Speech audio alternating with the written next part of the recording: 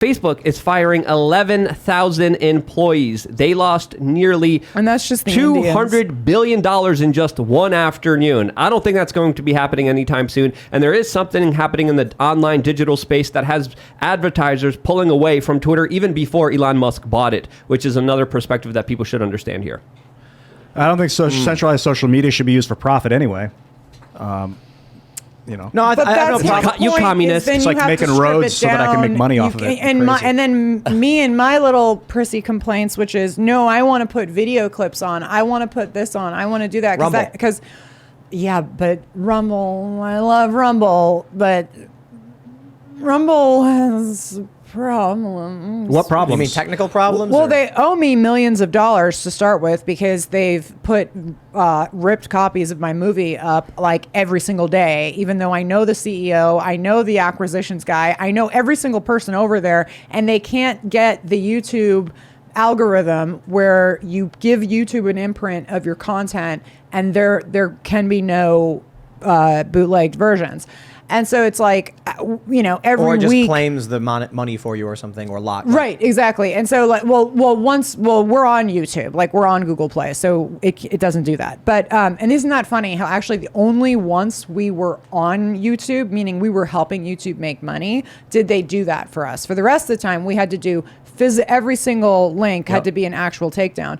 But then, and the best part is these people would put it up and they'd be like, some a-hole named Amanda Milius is trying to take down Plot Against the President. She's probably a leftist trying to keep us from the truth. And I'm like, have you watched the credits? It's my movie. I'm taking it down because it cost money to make. And they're like, if this is so important, you should just put it out for free. And you're like, right, that's right. Let's not build an industry. Let's just let's make like subpar art and just put it out for free. That'll really take down Hollywood. That'll work. Yeah. Our people are so stupid. Sometimes it drives me nuts. But they said the same thing to Matt Walsh over What Is a Woman. Oh, for sure. Like, I'm sure they did. You need to release it for free, and they're like, guys, why? We're trying to make an industry. Yeah. I'm completely now. Listen, I get into it with Daily Wire like all the time. Like I get into it with Jeremy. I get into it with Ben. I get into it. We've known each other since back in LA. I almost feel like it's, to me, I don't take it too personally. I'm just like, we're kind of like, rolling around like it's fine.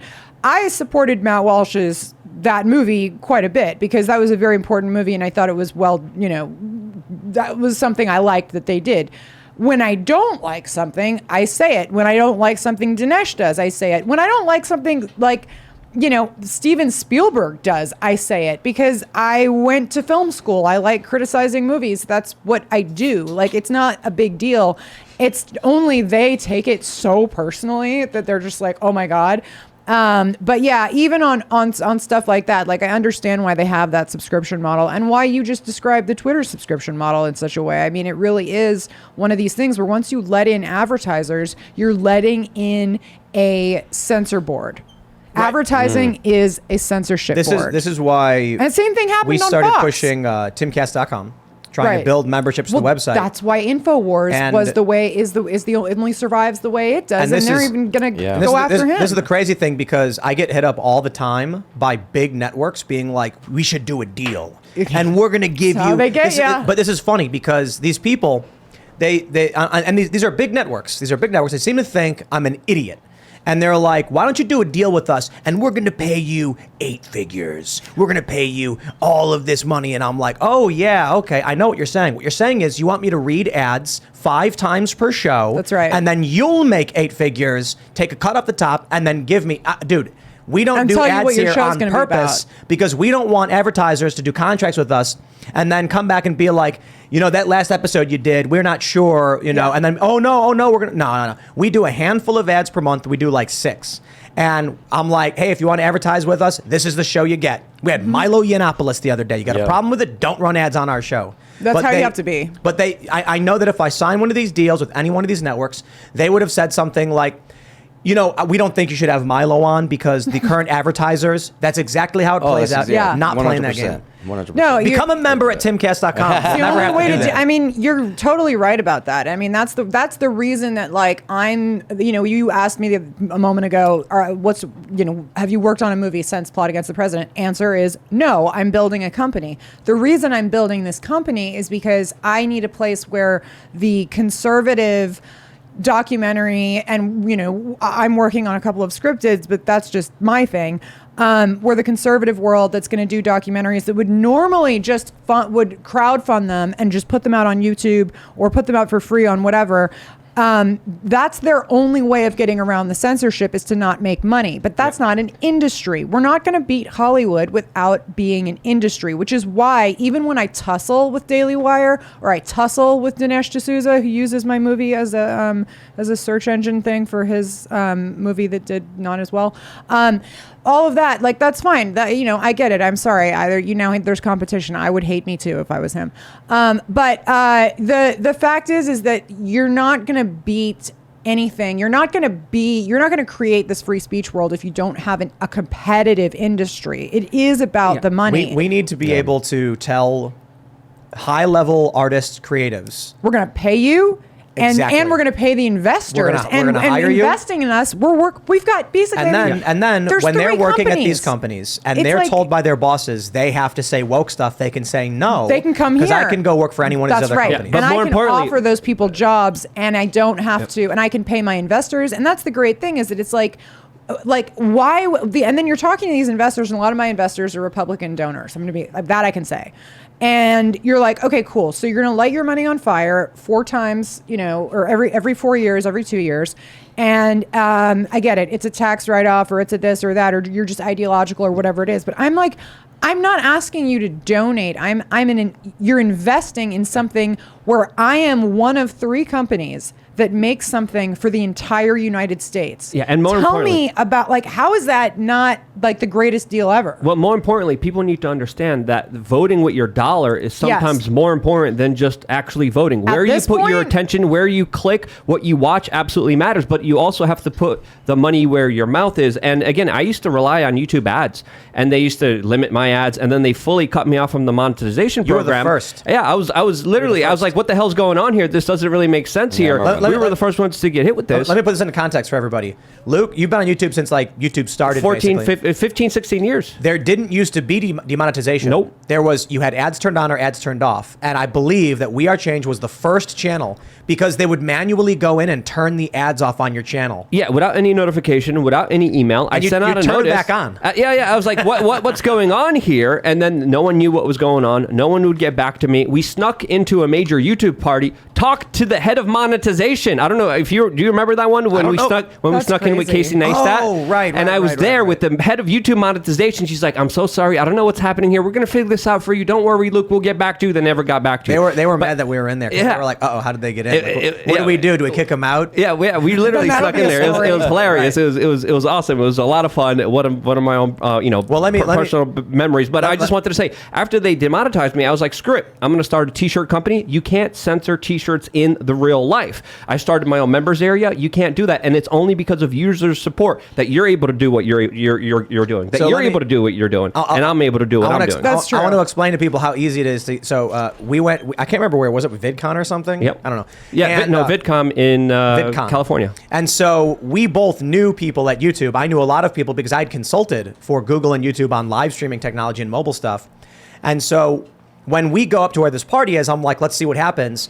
I see someone I know from YouTube, and they're like, sorry, it's like there's already a list, we can't let people in. And I was like, come on. I was like, we're here, you know who I am. And they were like, we just can't, because like this capacity. I was like, okay. There was a super exclusive VIP party with a big list, security guards everywhere. No one else is getting in no matter what. So Luke and I walk around the perimeter, basically just like taking a look at things, trying to, because that's what you like, figure out what's going on.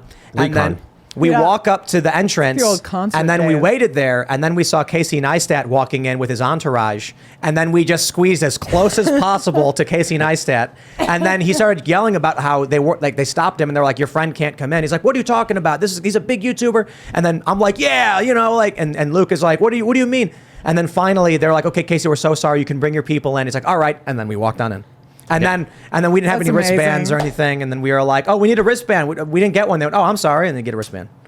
It's that easy. Yeah. That's. The, if you're meant to be there, you will be there. Yeah, if you're That's the old persistent enough, trick. you could get anything in life. But again, like if you People just don't follow know the that. old model, It's if you true. follow the old models and you don't innovate, you don't create your own members area, you don't create merchandise, you don't kind of think of ideas out of the norm, you won't make it in this business because this business is shutting down the door to anyone that dares to question any kind of reality. Yeah, so and you then, just have to stay one step ahead. Yeah. But again, you gotta give the credit to AJ on having done that back before any of us. I mean, at least I don't know about y'all. Well, he was doing this before social media That's existed. what I'm saying. And Yeah. it's like, and I remember that episode to this day will always be etched in my mind. That episode he did when Matt Drudge showed up out of nowhere and did that episode, and he said, start your own websites. Always have your own form of income. Do not let them put you in their little internet gulags. That's what they're going to try to do. And this was Matt Drudge before whatever happened to Matt Drudge, where he sold the site, or I don't know.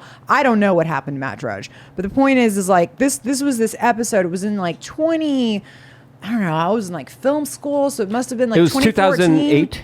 I think No, I was warning in 2008 that there's going to be Yeah. censorship coming on this platform. So was But Alex Jones. And it was about exactly what you guys were talking about, where it was like you have to stay ahead of the curve, innovate, like sell other products, have your own website, like have your own member site, have your own this that they can't control. Do not depend on YouTube. Do not depend always on just, Twitter, whatever social media of the day was popular at that time, Instagram, Yeah, blah, blah, you blah. can't expect the establishment to finance its own demise. Exactly, And they won't ever exactly. do it. You know who a good example that is But I just Bill wanted Maher. I wanted to include Corin in this Well, conversation you would and ask think. him how the industry has But that's changed crazy. as far as monetization, as far as money. Have you noticed anything in the industry? Yeah, man. I was thinking about that almost the whole time that you guys were talking about it, because there is a shift that hasn't happened yet, and I'm not sure if they really know how to make it happen, because the box that you're in the traditional way of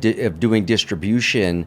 That really comes with a lot of control mechanisms, like you were just talking about. There's certain parameters that you kind of have to That's meet why you can't do it. creatively in terms of but then where are you going to take your film, your original content, and market it to get the same type of monetization potential as you would get in Hollywood? Every single platform. So you take it. That's the thing. It's just how you do the deals. This is what that is the Right. one thing I broke on Plot Against the President. That is the reason Amazon will not take documentaries anymore.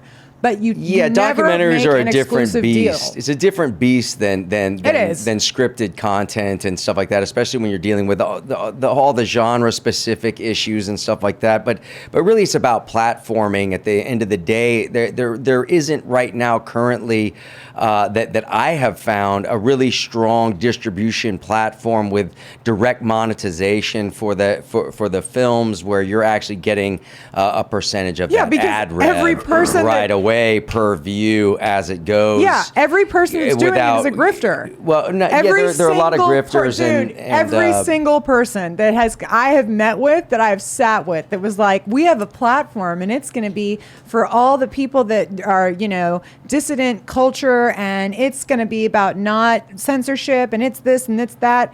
It's some guy who literally is taking somebody's money and running. I have one avenue that I think has done this properly, and it's Rockfin. Rockfin has a very good back end that's trustworthy and is actually, I believe, what they're telling me. As somebody who has a film that is the #1 documentary to this day on Amazon, on all the different weird platforms, right? Because I want to try all of them. Because I was like, I got to, because eventually they're going to come for me. They're not going to let me put something out. I got to know what's the next big platform. You're completely right. And I've been saying this for 3 years. I've been saying this every time I speak at certain organizations that invite me to come speak regarding platforms. I say this every single time. You build me the platform, I will give you the content. I make content, I don't make platforms. Yes, So, Corin, where do you Yes. see this going? Well, I mean, What I do see that's working, interestingly enough, with Run, Hide, Fight, with Daily Wire and all of that, is that I think that there's an opportunity for people who already have built out platforms to use those platforms themselves as a distribution outlet for scripted and scripted Yeah, but then content. like 5 people see it. No, that's not true. You're talking about people who have millions of followers on their platform, and the reach that can go to from there. I think that's one option, because otherwise it goes back to a corporate style eventually anyway, when you have platforms that are controlled by corporate interests. Thanks for watching this clip from the Timcast IRL podcast. Hang out with us live Monday through Friday at 8 p.m. and become a member over at timcast.com for uncensored, members-only shows exclusive. Thanks for hanging out, and we'll see you all next time.